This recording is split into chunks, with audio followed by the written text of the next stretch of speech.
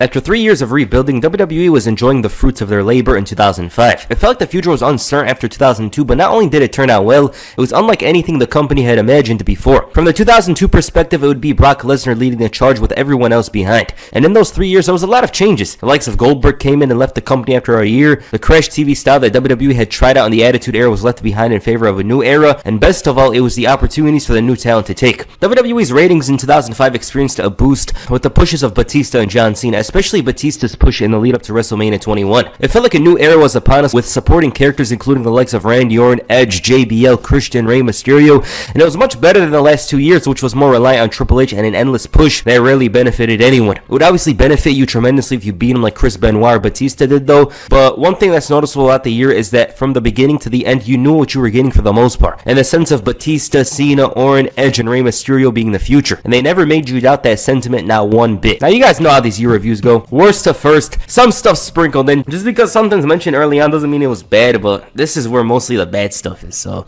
let's get into it. After many years as WWE's leading commentator, Jim Ross through it all experienced some strange dealings inside and outside the ring. The boss just involved him in bizarre things such as the Kiss My Ass Club, made fun of him for his accent and hat, and as 2005 was coming to a close, WWE decided to move on from the lead voice, despite there being no real reason to. JR was still around and his performances didn't decline, but it was time to move on. WWE considered Mike Goldberg of the UFC as the lead commentator for Raw, and it creates an interesting dynamic because anytime you watch a UFC event from the 2000s and early 10s, he commentated all the fights. Now it's one thing to move on from JR, who was also going to have surgery, which was going to leave him sidelined, but they did this horrible storyline where the McMahons went on a power trip and JR was embarrassed on his way out. Even made a mockery out of his surgery. This led to Stone Cold trying to get his job back. The coach was going to face Austin in his first match back at Taboo Tuesday, and the coach was set to win, and this is where Austin backed out because it was stupid. This in turn leads to Joey Styles taking JR's position for 6 months and having a weird style that didn't resonate much. It was a horrible storyline. With regards to Joey Styles though, it's not the fact that he was a bad commentator, but for what WWE expected, he wasn't that. But this story, it was horrible. One of the worst from the entire year because it was all nonsense. I get they explained wrestlers and characters' absence back then, but this one could have just simply been down to JR leaving to get surgery. It would be the definitive number one if it wasn't for the next storyline though. Following WrestleMania 21, Kurt Angle and Booker T were vying for the WWE Championship. Kurt Angle though wanted more than gold. He wanted Booker T's wife.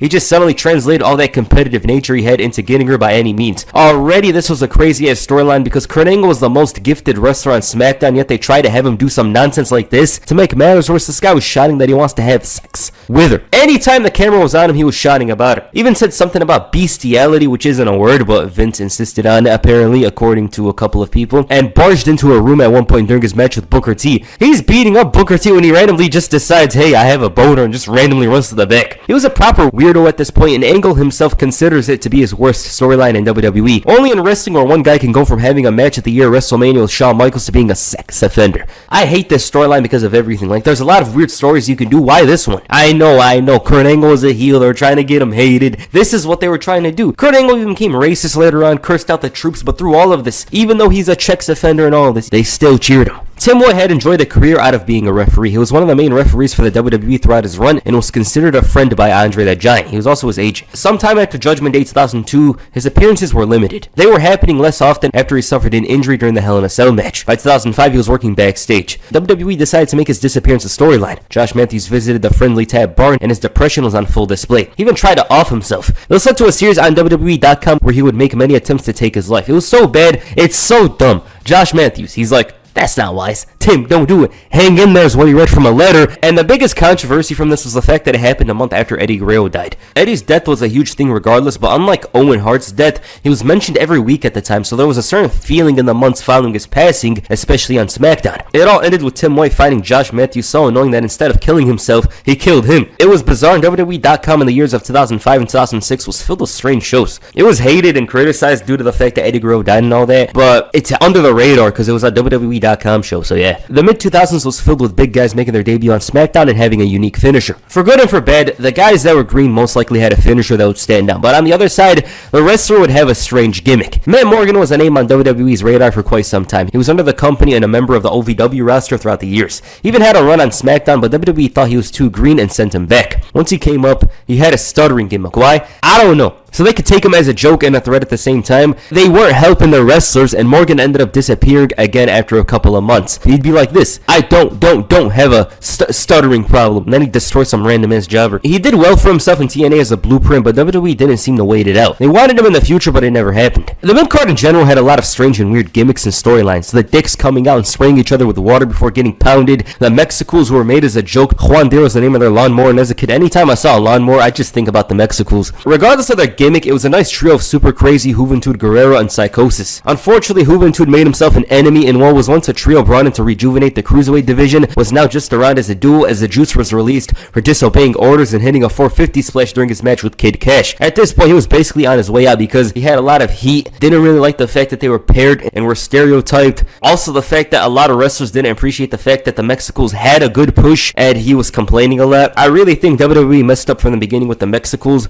We remember them, but we don't remember their performances, and that's because they never really got to show it. So they brought them in for no real reason. This was three talented wrestlers, three of the best high-flying wrestlers of the 90s and 2000s, so it's unfortunate to see that they never actually did much. The juniors division was trash and was a joke from beginning. Kerwin White is another thing to mention. Chavo Guerrero had grown tired of his Latino heritage and just decides to forego it to become white. He's in the suburbs, rides the caddy to the ring, and you know the saying, if it ain't white, then it ain't right. I actually scrapped the video about him because I ran into a well while making it, but Chavo was up for the character even though it wasn't his choice. I do wonder what would have been of him if Eddie never passed. He actually did a good job with the role and acted delusional thinking he was actually white. His entrance theme song, I listened to it and it's just so damn good. I don't know why. It shouldn't hit as hard as it does. I gaze upon my picket fence, or whatever the hell it is. It's a funny gimmick. It's an ironic gimmick as well. I think it was inspired by Dave Chappelle's KKK skit, but he did a great job with it. It's kind of stupid, but he did a great job with it. Boogeyman finally made his way to the main roster, and it was an entirely bizarre gimmick that easily stood out. He really played the role well, and I can't really imagine anyone else as the Boogeyman. Bobby Lashley debuted on SmackDown and didn't have a gimmick. He just destroyed some random jobbers and leave. Jillian Hall, JBL's image consultant, had something on her face, and everyone would just stare at her. It was basically a mole. And there's plenty of more gimmicks that we'll mention throughout this video as well, but these are some of the lower card guys. WWE's Cruiserweight division didn't really have a strong hold on the SmackDown brand as it once did. Rey Mysterio went up to the upper mid-card and was about to enter the main event scene. He had surpassed the division. This left the Cruiserweight division to be a forgotten part of the show. There was still good matches between the likes of Akio and Paul London, any combo of London and Billy Kidman, but the focus wasn't on the division, at least how it was before, and they suffered. It was easy to pair these guys and have some good matches because the entire division was talented, and there was even plans for a respected reboot for the division with the likes of the Mexicools, Kid Cash, and even Frankie Kazarian, but John Laurinaitis sabotaged it, and this led to the juniors division. It was so simple, but they made things hard for themselves. Cruiserweight division was just guys going out there wrestling, doing high-flying moves, but the wrestlers themselves were somewhat limited because they can't bust out some crazy moves.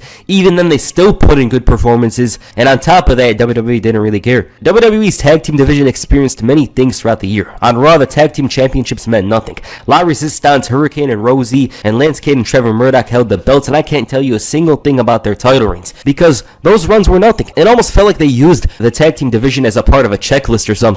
I think they were better off not even having a tag team title on Raw because none of those matches stood out or had anything notable about them until Kane and the Big Show teamed up. They instantly made the titles important just by having them on their shoulders. Plus, they were featured a lot towards the end of the year with the SmackDown vs. Raw feud. It's better than having the titles only be featured on Heat. SmackDown, on the other hand, had a much better idea about what to do with the titles. Rey and Eddie Guerrero held them at one point, but the real highlight throughout the year was Eminem. There wasn't much competition for Tag Team of the Year and WWE for them, but they had great performances, were entertaining heels, and had a funny gimmick. Melina's presence brought a lot to the duo. She carried herself like a huge A-list star, and Eminem shined. They had some decent matches throughout the year, with the notable one being their Iron Man match against Charlie Haas and Hardcore Holly. It's just the pairings weren't that interesting, so whenever they'd face a team, it would be a nothing match. LOD was remade with Heidenreich taking Animal's place in the group. It wasn't going to be good. Plus, Heidenreich actually had issues with Animal at the time, and they even had a fight backstage at one point. Eminem was the best team that year was by far. No one was close at all, nor did they put up much of a fight to take that spot. Raw's women's division had a huge change throughout the year of 2004. A lot of releases and different pushes that seemed to stifle the division a lot. Molly Holly wasn't pushed as much as she once was and even left WWE after WrestleMania 21. Victoria was out with an injury. Lita as well, who ended up returning but as a manager to Edge. And 2005 was carried by Trish Stratus, a woman who was sidelined for 5 months. And even then, they didn't strip her of the title because nobody was a potential suitor to the belt. There is the option of trying to push someone, but WWE would laugh in your face for mentioning that. This is where somebody like Gail Kim or Jazz would have succeeded, but WWE released them in November of 2004. There was no real face of the women's division in the summer of Trish away. A Diva Search was the main story and that competition was horrible. It wasn't as terrible as 2004's. That was an absolute train wreck we'd personally avoid. Here, Ashley Massaro won the competition and ended up having one of those rookie storylines leading to the return of Trish Stratus. She returned as a face as opposed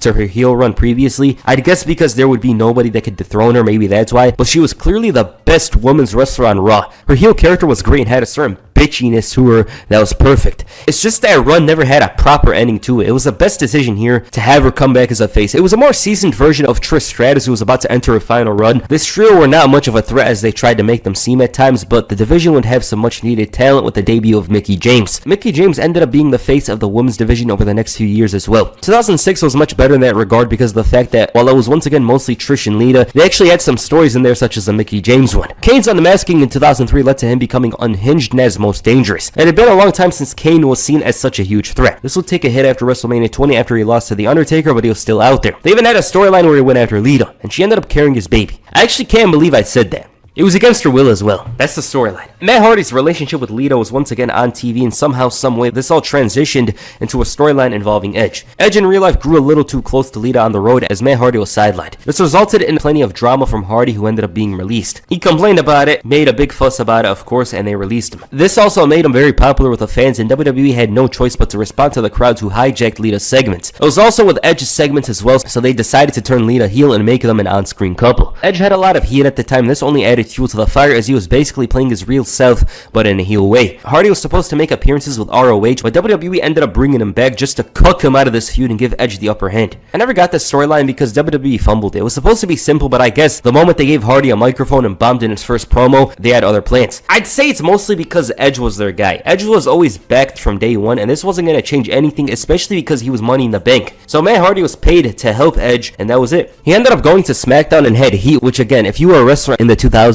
and your name wasn't JBL, The Undertaker, and Triple H, you were gonna have it. He had heat because he ran away from a tombstone at Survivor Series from The Undertaker. That's the story that everyone thought, but Hardy corrected it and said it's because he no-sold to The Undertaker's appearance. He wasn't supposed to take the tombstone. He was casual after the event, but then JBL, and I don't know how in the hell he noticed. How did JBL notice? He noticed Hardy feeling like he's above everyone, which was clearly not the case. He made a mistake, obviously, and no-selling Undertaker's return. JBL snitched, which led to Taker confronting Hardy and forced an apology out of him. He got punished for 2 months until he got his ass beat at Armageddon by JBL, got humped or violated by Viscera, got his ass beat by Eminem, and it's funny how things ended up for him because it really felt like Hardy had all the momentum upon his return, but they weren't gonna push him. He was back because they felt like they wronged him by firing him, and he was just back to put over Edge. It was simple as that. Brock Lesnar's departure from WWE in 2004 was a rough one. He basically turned his back on them. There was a lot of bitterness from the company and some of the wrestlers, such as The Big Show. When I say turned his back, I'm talking from their perspective because regardless of Brock's push, it was always his decision to make, and if he felt that way, he should do as he saw fit. Lesnar learned that the no-compete clause that WWE had in his contract really made things tough for him. He always considered a run in New Japan Pro Wrestling, which would have suited him well, and there was plenty of rumors that Brock would return to WWE, but it was going to be awkward, especially for his ego. It's never a good thing to crawl back. Brock was set to potentially return on the SmackDown brand as an opponent for Batista. He was getting paid less than he was previously, but it was still a lot. There was a meeting at the headquarters, and it seemed things went well, but it died down, and Brock didn't like their deal. So he went against the contract and went to New Japan. Brock's return would have changed the dynamics of the entire company. I do think almost everyone that won a title later on, such as Orton and Edge, would have, but I do wonder what would have happened to someone like Rey Mysterio. Plus, Brock was the final piece of the puzzle for UFC's boom period at the time. It was already going well, but I do wonder how different things would have been in the octagon.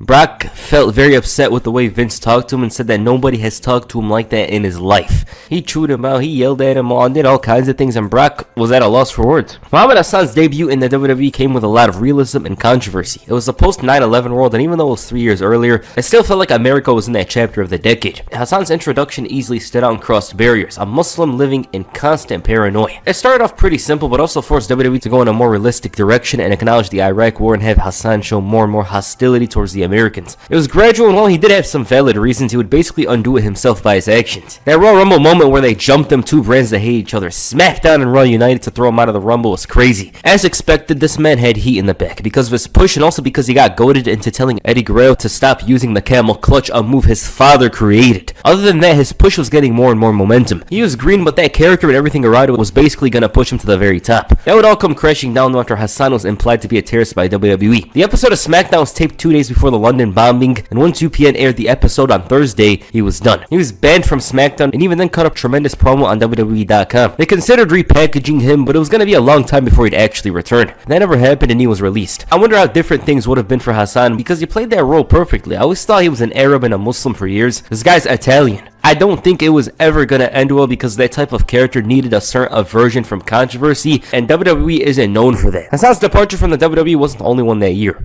WWE cleaned house once again. Luther Reigns, a protege of Kurt Angle and storyline, asked for his release after creative constantly changed plans and turned down his idea of being Christian's second problem solver with Tyson Tomko. Other than that, the mid-card was cleared. A lot of names from the 2002 to 2004 era were released, and the most surprising release from this bunch was the Dudley Boys, one of the greatest tag teams of all time. It seemed like they were released, but it came down to the duo not coming to terms with WWE on a new contract. They were off TV for about 7 months and were down in OVW. SmackDown could have used the Dudley Boys in a feud with Eminem. The division was just so boring and lacked names and any importance. Other than that, there was a couple of WWE departures, but those were more on their own terms, which we'll get to later. The mid-card titles were in a way better position than the tag titles. The matches actually delivered more and had more interest. John Cena was US champion in the beginning of the year, but had outgrown the title and was ready to move up to the top. Orlando Jordan took the title from someone that mattered and did nothing. It contradicts what I said, but just wait. Jordan's run was just him hanging out with JBL and doing nothing. I can't remember a title match of his that lasted for more than 20 seconds. Chris Benoit's champion though was different. We don't talk about him as one of the best US champions for a reason, but from this era of WWE, there was nobody that was a better champion than him. He brought more legitimacy to the US championship, and because he was such a respected name, the title had more attention to it. Booker T challenged for that title and even turned heel to win it with the help of his wife Charmel. They tried to do the best of 7 series like they did in WCW, and it didn't work the same, but the matches weren't bad. They needed a little more to them. It was just not the right time to do the best of 7 series. It was much better in WCW. On Raw, Shelton Benjamin had one of the more memorable Intercontinental Championship reigns from that era of WWE. Shelton had incredible athleticism and a certain hunger about him in 2005 that was special. I think it's because he actually felt that he could go to the very top. The commentary was saying it, everyone was talking good about him, and he himself had the performances to back it up. Who was the best part of Money in the Bank at WrestleMania? This guy. This guy was a human highlight reel and was like nobody else on the roster. Shelton's performance though against Shawn Michaels was his very best, and to this day it's probably the best match he ever had. HBK as a surprise entrant in the Gold Rush tournament faced a young upstart with all the hunger in the world and a performance that pushed Shawn Michaels to his very limit. One of the best Raw matches of all time, and to some of you it was just that. Simple story with Shelton thinking he has it all figured out. It worked for the most part and got him to this very point, but HBK had a few tricks up his sleeve and utilized his experience to the maximum. Something that as good as Shelton was, didn't really have. Unfortunately, the moment Carlito won the title in his Raw debut, his push took a turn and this man had heat. Every time I go back to this era, we hear about someone that has heat. WWE didn't really care much about him and he was left off all the pay-per-views for the most part until he turned heel. He still got that mid-card push later on, but there was something special with this version of him. Carlito, on the other hand, was in a very great position at this point. Not only was he the Intercontinental Champion, but this man had his own talk show on Raw. Why did Carlito shine? Not only was he a good wrestler he could put in the performances, but also had a no pun intended cool character. It seemed like the sky was the limit for him at the time. Chris Masters was pushed somewhat similarly in the sense of someone who was seen as a rising star. He was pretty good though, but had a very impressive physique and presentation. I really like the Masterpiece gimmick. It makes him seem much bigger than he's supposed to be. He got in a big feud with HBK after SummerSlam and it was a standout match. HBK really knew how to pull the strings on this one and Masters managed to earn the trust of Michaels with this performance. He got really better later on in his second run, but he didn't have the same feeling and presentation as he did in 2005. If Masters had the ability of his 2010 self, he would have done much better during this time period. There's always going to be politics to deal with, of course, but he'd have a better chance. Chris Jericho had enjoyed a successful run in WWE. Over the last 6 years, Jericho exemplified a world-class ability in the ring and outside, which allowed for him to get to the point he did. Y2J had a uniqueness about him, but despite all of this, he never touched the World Championship since WrestleMania 18. It was never on Jericho's ability, rather the pecking order, and he fell victim to that. I think Jericho was most deserving of the title during his face run in 2004. Great heel work as well in 2003, but you guys know how it was. By 2005, he was burnt out and felt like he needed a change of scenery away from the squared circle. He had one last heel run and put over John Cena before leaving. Raw didn't take a hit with Jericho leaving, nor did the entire company feel hurt at all. It was the best time for him to leave because I can't imagine much after a great heel run. He felt almost almost above the Intercontinental Championship at the time, already feuded with John Cena, Triple H, Ric Flair, Shawn Michaels, and that's practically the entire main event scene on Raw. The dynamics weren't really going to be different as they were later on in 2008 and 2009. You know, then he changed his character a lot, and there was a lot that was different with Chris Jericho as opposed to here. Christian, on the other hand, had a different situation. Heading into 2005, Christian had perfected his new heel character called Captain Charisma. Christian already had the performances in the ring, but almost lacked the seriousness about him. He could get serious and all that, but his best work as a single star mostly involved comedy. That partnership with Trish Stratus helped a lot and gave him more legitimacy. After WrestleMania, it would begin to show more. Crowds were interested in him, and Christian had a much better relationship with the crowd than WWE expected. He had a great reaction from the crowd in MSG, and that wasn't even the best one. Raw was in Calgary at one point, and he wasn't even wrestling. He just showed up for a segment and had one of the best reactions of the night. Things were going well for him, and Christian even had a short feud with John Cena at one point. They transitioned that into the Y2J storyline, which didn't need to be that. Christian already had storyline problems with John Cena dating back to the Raw Rumble. Then he moved to SmackDown, and his push went nowhere. I get they want to push John Cena, who just won the title, but the SmackDown thing was weird because there was no real reason to keep Christian away from prominent positions. Batista could have feuded with him at some point as well, and he wasn't really around as he once was. Christian didn't feel important. He saw how things were and didn't renew his contract when it expired in October of 2005. Christian didn't really have anything bad to say and quickly signed with TNA, who pushed him as a babyface. It was his year. I think in some ways Christian could have done a little more here. Obviously, I don't expect him to beat John Cena for the title, but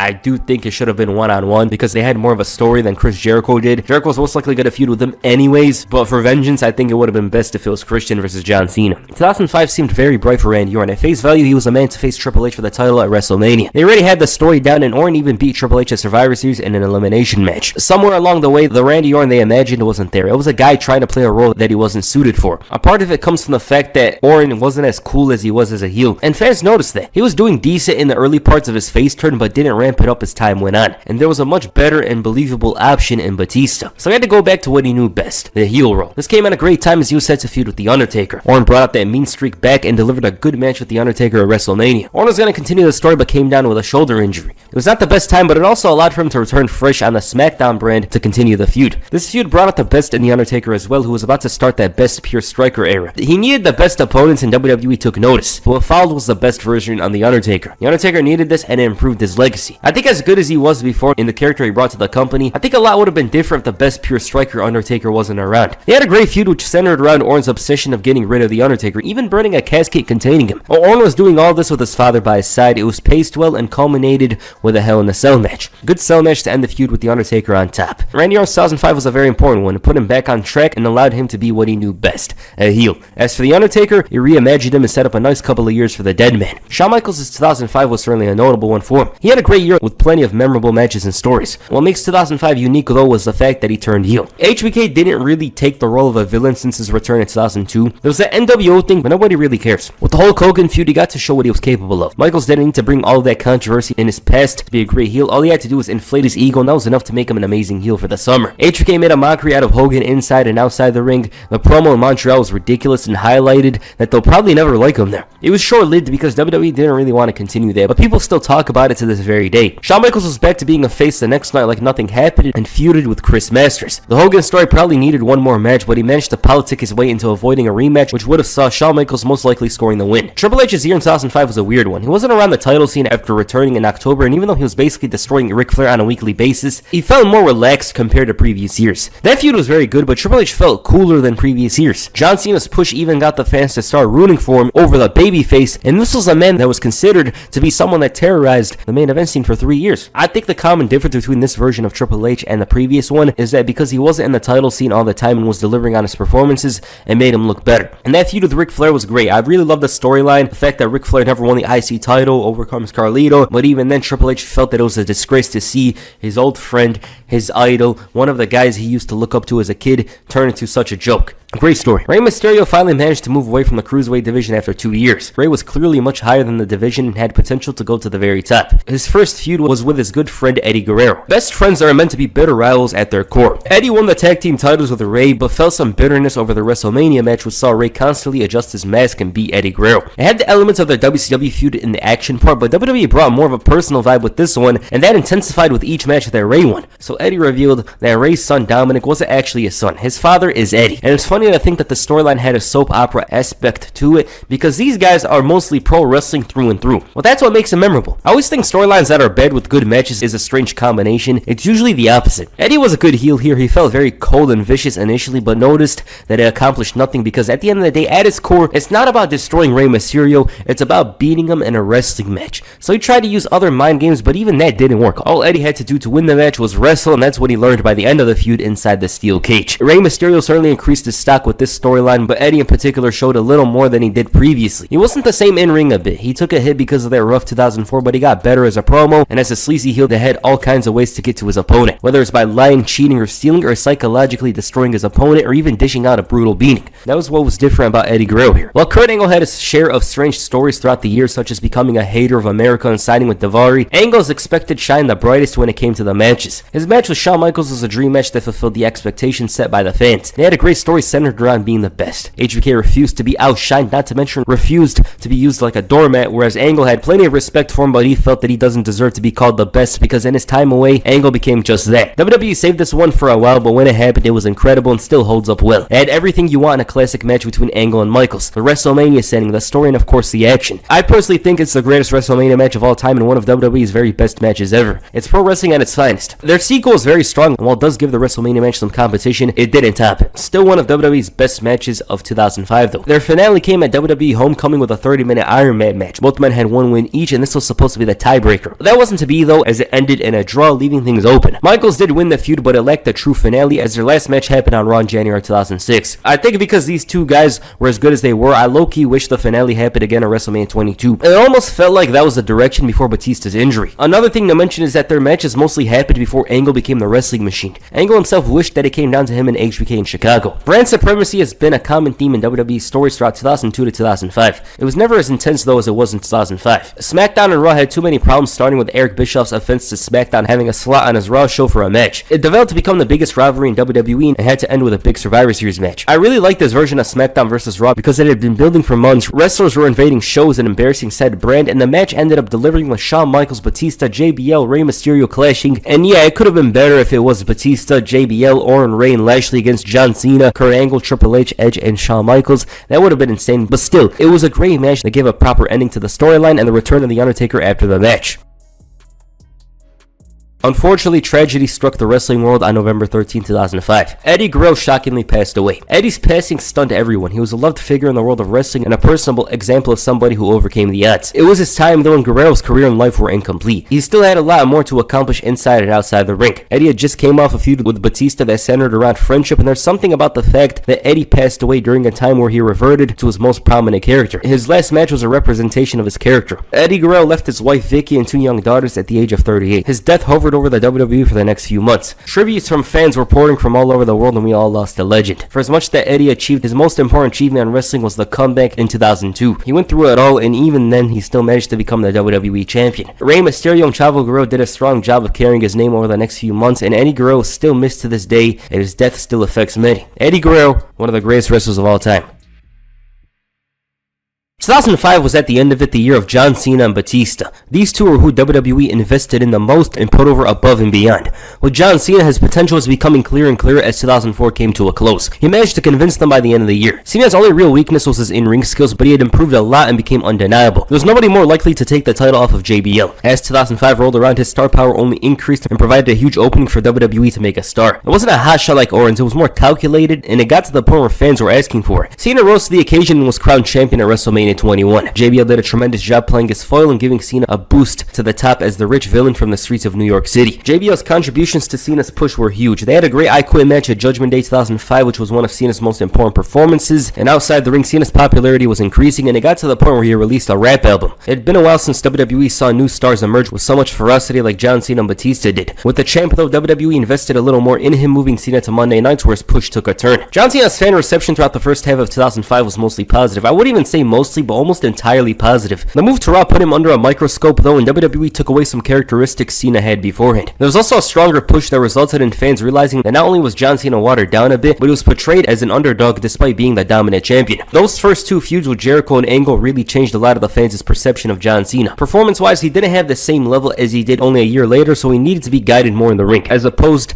to how he usually commands these days. The hate for Cena would increase as time went on, but 2005 was the beginning. It was still a great year for him in the beginning of his dominant run on top. Personally speaking, I prefer 2006 Cena over 05. He felt more comfortable on top, and the performances showed more so. Here, his feud with Kurt Angle wasn't as good as it was in 2003. The matches were on the level of their SmackDown matches, and his best match was Taboo Tuesday 2005, and that in itself was a match where HBK and Kurt Angle did most of the work. Still a great year for him, but the booking wasn't the best. And when I mean booking, I mean the way they portrayed John Cena after he moved to Raw. I do wonder how different things would have been if he stayed on SmackDown though. Other than that, he was always going to hold the title for a long time, but number one, they made him seem like an underdog, and number two, fans in general don't really like dominant champions on top. As time goes on, it's more and more likely that fans turn on him because he's booked a certain way. As for Batista, I said it before, but I thought his title reign was slightly better. Throughout 2004, everyone believed Randy Orton would take the spot in the WrestleMania main event against Triple H. He won the belt before and had a story with the game. Orton didn't rise to the occasion as a face, and instead it was the Animal. Batista was a perfect choice and had a lot of fan support. Even when they teased the split after Survivor Series, the fans went insane. Randy Orton never got a reaction like that as a face. Similar to JBL, Triple H's role as the final boss on Raw only made Batista's push look even better, especially because they had a connection in Evolution. One of the best builds WWE had for a WrestleMania match. It was the hottest a wrestler was in about 4 years, and again, Triple H had a long run on top, but when it came to Batista, he did an amazing job of establishing him as the number one guy. He lost 3 matches in a row to him, with the last one being inside Hell in a Cell. It can't get better than that, and that Hell in a Cell match just might be top 5 for me. They didn't need to leave the cell and do some crazy spots. It was just two men trying to destroy each other. There's something special about Batista coming off of his 3 matches with Triple H. He felt like he was 99 overall. His move to SmackDown didn't result in the fans turning on him like John Cena because his booking was slightly different. Batista was never portrayed as an underdog, just a dominant champion who was cool, and the Batista you saw throughout 2005 was the same one at the end of it as opposed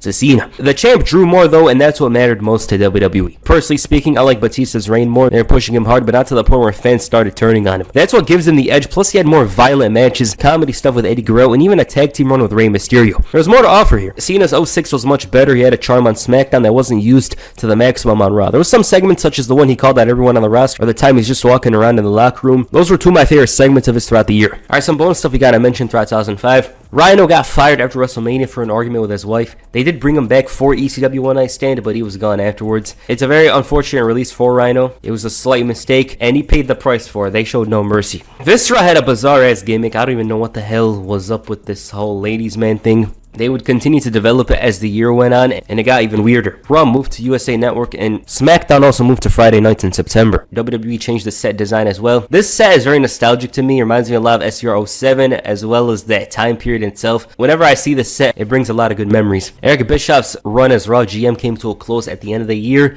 They finally ended things and moved on, and it was just a way of changing things, you know? Like, it's not like Eric Bischoff had any heat or problems. They just wanted to move things on, and they did a storyline with it. Pay-per-view of the year. This one is simple. It just might be ECW One Night Stand. I didn't talk about it much here, but that was a tremendous event. One of the very best pay-per-views of all time. But if you insist, if you want me to choose a WWE event, I'm probably going to choose Vengeance 2005. I'm going to go with Vengeance 2005 over WrestleMania 21. I think all the big matches delivered. They all showed up when it mattered most. Everything delivered. The Hell in a Cell match was one of the best ever as well. Easily pay-per-view of the year for me. Match of the year. This one, you guys already know. Shawn Michaels versus Kurt Angle, WrestleMania 21. It doesn't get any better than Angle and Michaels on the biggest stage of them all. We already talked about it in great detail during this video, but hey, I just want to mention it as the match of the year. Woman of the year, easily Trish Stratus. I already explained it. Easy. There's no doubt about it that it's Trish Stratus. If we choose anybody else, we're lying. And of course, there's one more award, Wrestler of the Year. Now, if you guys watched the video, you guys know exactly who I'm choosing. If Kurt Angle had a more consistent year in storylines, I probably would have chosen him. I'm not gonna lie, I probably would have chosen Kurt Angle for this one, but we're not gonna choose him. We're actually gonna choose Batista. I choose Batista over John Cena